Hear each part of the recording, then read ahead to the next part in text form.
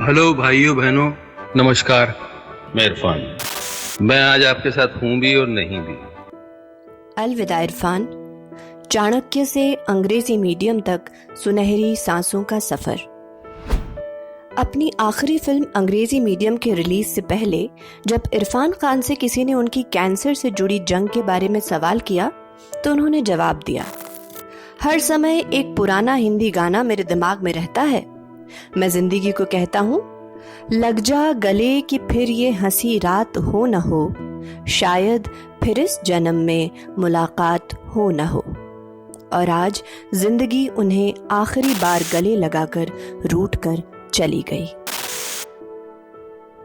इरफान खान वो अभिनेता थे जिनके पास ना तो ऋतिक जैसा खूबसूरत चेहरा था, ना शाहरुख जैसा रोमांटिक अंदाज और ना ही सलमान जैसा करिश्मा, पर उनके पास जो था वो इनमें से किसी के भी पास नहीं था। उनका अद्भुत और सहज अभिनय और किसी भी किरदार में खुद को खोकर किरदार बन जाने की काबिलियत। उनके किसी फिल्म में इरफान कहीं नजर नहीं आते, बस उनका किरदार नजर आता है।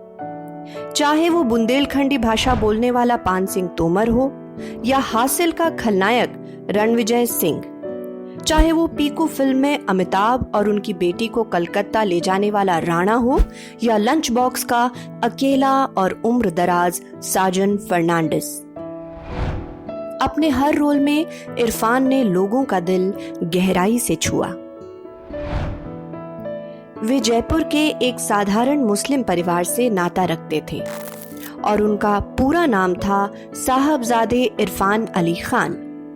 परिवार के किसी सदस्य का फिल्मों और एक्टिंग की दुनिया से कोई नाता नहीं था, लेकिन इरफान को कहीं न कहीं अभिनय का शौक था।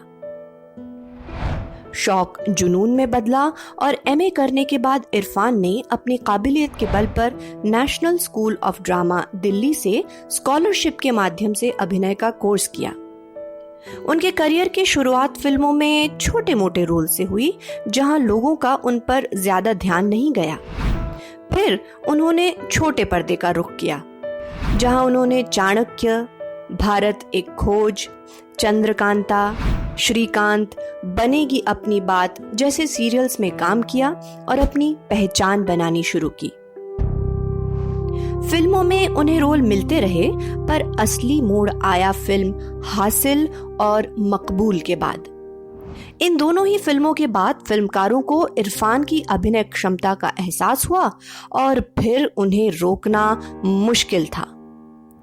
एक ओर इरफान बॉलीवुड में अपने पैर जमा रहे थे, दूसरी ओर उन्हें हॉलीवुड में भी पहचाना जाने लगा था। मीरा नायर की द नेम सेक के बाद वे हॉलीवुड में एक जाना पहचाना नाम बन गए थे। सुपरहिट शो क्वांटिको से प्रियंका चोपड़ा के हॉलीवुड पहुंचने से पहले इरफान खान हॉलीवुड में भारत का सबसे बड़ा और पहचाना जाने वाला नाम थे।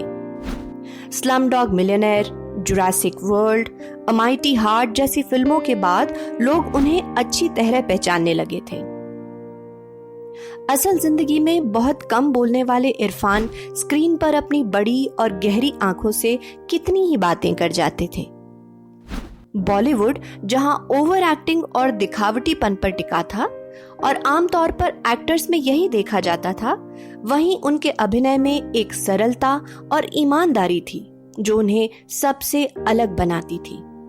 वो कोई सुपरस्टार नहीं थे, लेकिन वो जब स्क्रीन पर आते थे तो उनके अभिनय के सामने कई सुपरस्टार्स कमजोर लगने लगते थे।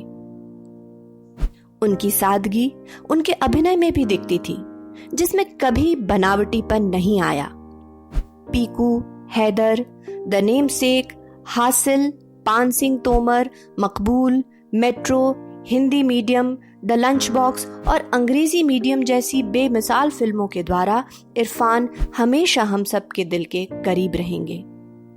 4 दिन पहले ही इरफान की मां का निधन हुआ था। इरफान अपनी मां के बहुत करीब थे और कहते थे कि जब तक अम्मा की दुआ है वे ठीक रहेंगे। लेकिन लगता है अम्मा के साथ उनकी दुआएं भी चली गईं और इरफान अपनी मां की गोद में हमेशा के लिए सो गए। अभी उन्हें कितना कुछ करना था। उनकी पत्नी और दोनों बेटों के दुख कितना बड़ा होगा ये सोचना भी मुश्किल है। जन्नत में जाकर इरफान खान शायद यही कह रहे होंगे, जमाना बड़े शौक से सुन रहा था, हम ही सो गए दास्तां कहते कहते। अलविदा इरफान, जन्नत में भी आप यूं ही मुस्कुराएं। अलविदा। कहावत है, when life gives you lemon, you make a lemonade। बोलने में अच्छा लगता है, पर सच में जब जिंदगी आपके हाथ में नींबू थमाती है ना, तो शिकंजी बनाना बहुत मुश्किल हो जाता है।